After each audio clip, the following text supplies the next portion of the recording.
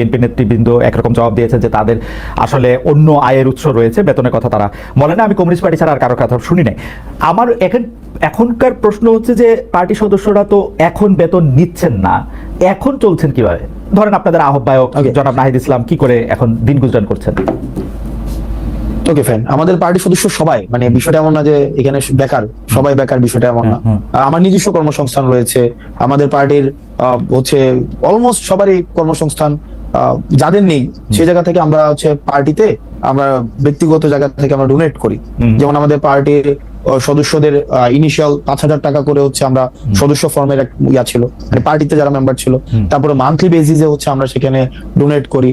না, সেটা তো দলের জন্য, দলের যারা মানে ছিল দলের, এটা তো দলের জন্য আপনারা ডোনেট করতেছেন, দলের নেতার জন্য কি? দলের জন্য না, দলের নেতার জন্য আমরা ডোনেট করছি না। সেই জায়গা থেকে যেমন আমার জায়গাটা, মানে আমার জায়গাটা হচ্ছে যেমন আমি আমার অর্থনৈতিক বিষয়টা সেটা ঠিক আছে, আমি আপনার কথা জানতে চাইছি না, কারণ আপনার কথা আপনি বহুবার আপনি প্রশ্নের সম্মুখীন হচ্ছেন, আপনার কোচিং সেন্টারের কথা শুনেছি, আপনার অনেক কিছু শুনেছি যে পার্টিতে আপনি ছাড়াও আরো অনেক নেতা নেত্রী রয়েছেন, দলের আহ্বায়কের কথা আমার অসংখ্য কলিগস রয়েছে। দেখেন আমাদের অসংখ্য কলিগস রয়েছে যারা নিজ নিজ জায়গায় প্রতিষ্ঠিত।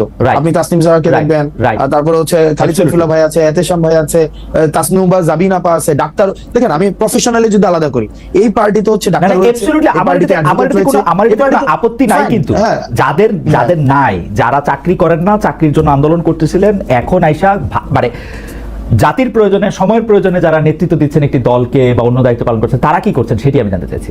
তাদেরকে দল থেকে সাহায্য করা হচ্ছে কিনা বা টাকা দেওয়া হচ্ছে? একটা জিনিস দেখেন, সাংগঠনিক খরচের দায় দল নেয়। একটা রাজনীতিবিদ সাংগঠনিক যে খরচটা করবে সেটা তো আপনার দল থেকে সেটা ব্যয়ভার বহন করা হয়। আমি কোথাও জায়গায় সফরে গেলাম, কোন একটা মিটিং অ্যারেঞ্জ করলাম, কোন একটা কর্মসূচি বাস্তবায়ন করলাম, এটা আমার দল দিবে। সে বেকার হোক, সে কিছু করুক আর না করে, এটা কিন্তু দল দিচ্ছে। এখন তার ব্যক্তি পরিসরের খরচ সেটা সে কিভাবে সংস্থান করে, সেটা তার বাবা দিচ্ছে নাকি সে নিজে করছে, বা তার পারিবারিক সেই ধরনের সংস্থান রয়েছে কিনা, সেটা ব্যক্তি জানবেন। আমার মনে হয় যে আপনাদের দলের যে আহ্বায়ক আছেন, যে সদস্য সচিব আছেন, তারা কি করে আসলে মানে তারা তো দুইজনই তারা প্রায় চাকরি শুরু করেন নাই, ছাত্র ছিলেন, তেমন ব্যবসার সাথে যুক্ত ছিলেন না, আমরা জানি। তারা কি করছেন, এটি যদি সামনে আসতো আমাদের তরুণরা এক ধরনের সেটা নিয়ে ভিন্ন, সেটা নিয়ে কথা হতে পারে, কিন্তু আমাদের সাংগঠনিক যে খরচ, আমাদের আমি সাংগঠনিক খরচের কথা আমি জানতে চাইছি না। আমি জানতে চাইছি যে রাজনীতি করার ক্ষেত্রে নতুন রাজনৈতিক দলের নেতৃবৃন্দ আসলে কিভাবে, কার বাসার বাজার কিভাবে হয়, কার বাসার বাজার কিভাবে হয়, ওনারা তো একদম যে ওনারা সিঙ্গেল সবকিছু ডিল করে, বিষয়টা এমন। ওনাদের ফ্যামিলি সদস্য রয়েছে, ওনাদের পরিবারের সদস্য রয়েছে, নিশ্চয়ই সেটা ওনারা ভালো বলতে। আচ্ছা ঠিক আছে, আপনাদের পার্টিতে পূর্ণাঙ্গ কমিটি বলতে আমরা যেটা বুঝি, সভাপতি, সাধারণ সম্পাদক, যার কথা বলেছেন, সেটি কবে আসবে? আপনারা কি এই জায়গাগুলি ফাঁকা রাখছেন উপদেষ্টা মাহফুজ এবং উপদেষ্টা আসিফ ফিরে যেন আসলে সেটি হয়, সেটির জন্য? না এখনো কেন আহ্বায়ক কমিটি? না, আপনি উপদেষ্টা মাহফুজ, উপদেষ্টা হচ্ছে আসিফ, ওনারা যে আমাদের পার্টিতে আসবে বা আদৌ রাজনীতি করবে কি করবে না, সেই সিদ্ধান্ত ওনাদের। এমনও তো হতে পারে ওনারা অন্য রাজনৈতিক দলে যেতে পারেন, এটা ওনাদের সিদ্ধান্ত, যে ওনাদের মতো করে আসলে এটা হবে। আমরা কি কোনো কাজ, এটা এক ধরনের রং পারসেপশন, এটা সম্পূর্ণ রং পারসেপশন। মানে এবং আমি আপনাকে ওনারা তো আপনাদেরই মানে ভাই, বন্ধু, সহযোদ্ধা, সহনাগরিক। ওনারা কি, আমি জিজ্ঞেস করতে চাই, ওনারা কি এনসিপির প্রতিনিধিত্ব করছে সরকারে? আমার কাছে এনসিপির তো তখন জন্ম হয় নাই, যখন তারা সরকারে গেছিলেন। আমার কাছে মনে হয় ওনাদের এটা একটা, আমার কাছে মনে হয় ওনারা আর আপনারা একই লোক।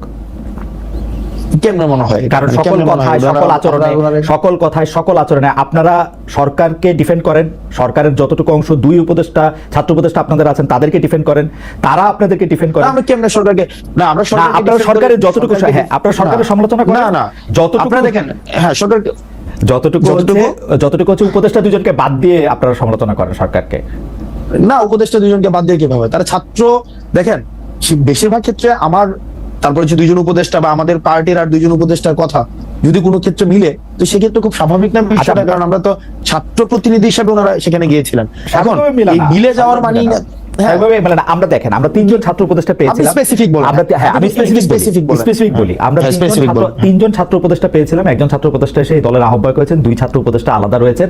এই দুই ছাত্র উপদেষ্টা যখন কোনো সরকারি কাজে সম্পৃক্ত হন, রাষ্ট্রীয় কোনো যখন সিদ্ধান্ত নেন, আমরা দেখা যায় এনসিপি একই সূত্রে কথা বলে।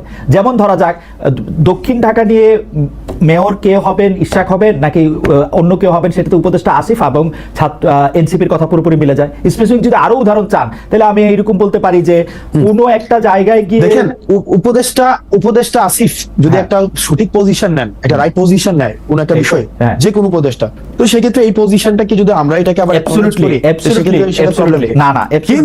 কিন্তু বিষয়টা হচ্ছে কোন রং পজিশন যদি নেয়, সেটাকে ব্লাইন্ডলি যদি কখনো এটাকে এন্ডোর্স করতাম, তাহলে সেই বিষয়টা হচ্ছে আপনি বলতে পারতেন যে আমরা হচ্ছে ওনারা আমাদের প্রতিনিধিত্ব করছে। এই পর্যন্ত রাইট পজিশন, এই পর্যন্ত দুইজন উপদেষ্টা যে কোনো সবগুলি রাইট পজিশন নিয়েছেন। না যে সবগুলো রাইট পজিশন নিয়েছে, মানে আপনি স্পেসিফিক বলেন। না আমি স্পেসিফিক বলবো না, এবার আপনি স্পেসিফিক বলেন আব্দুল্লাহ, আপনি এবার স্পেসিফিক বলেন।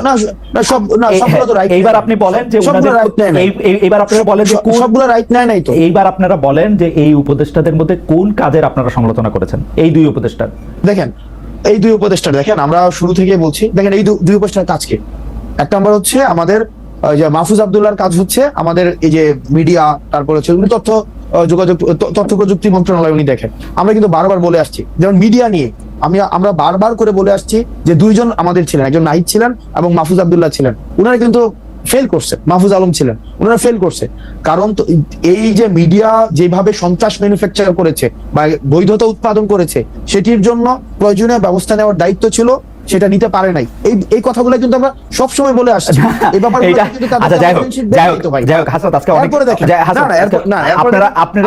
প্রথম কথা হইলো যে আপনি আমার চেয়ে অনেক স্মার্ট।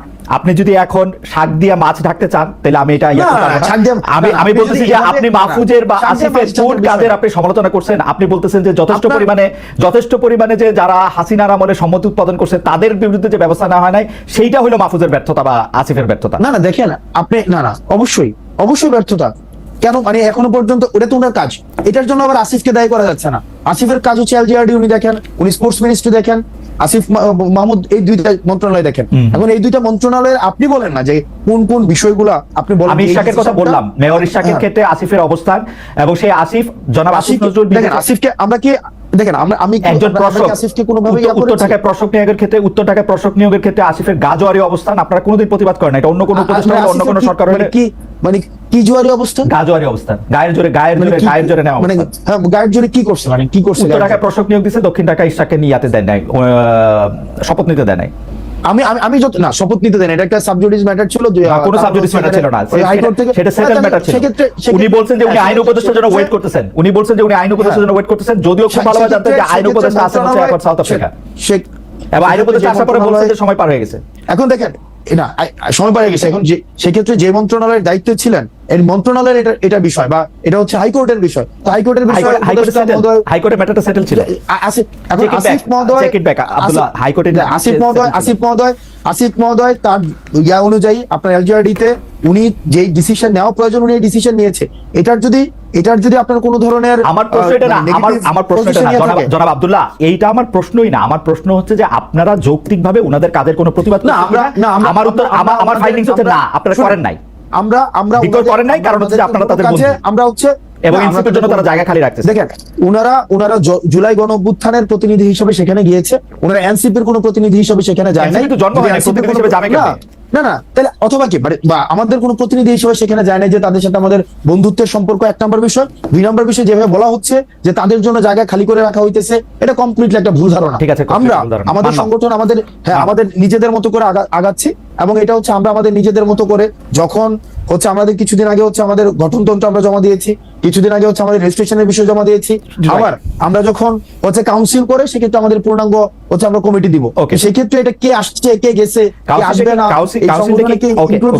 কাউন্সিলটা কি আপনাদের অতি শীঘ্রই করার কোনো ইচ্ছা আছে, না কাউন্সিলটা আপনারা পরে করবেন? এটার ব্যাপারে কি সিদ্ধান্ত আছে? কাউন্সিল আপনারা কবে করবেন? মানে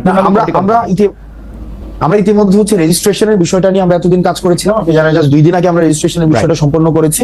এখন অন্যান্য যে ফরওয়ার্ডিং যে বিষয়গুলো নিয়ে আছে সেগুলো নিয়ে আমরা আলোচনা করব। ওকে, তারপরে আমাদের কোনো এক্সিকিউটিভ মিটিং হয়নি। আপনি মানে কাউন্সিলটা কবে হবে সেই ব্যাপারে আপনাদের এখন এক্সিকিউটিভ মিটিং হওয়ার পরে তারপর সিদ্ধান্ত নেন, ফের না? আমরা সিদ্ধান্ত নেব।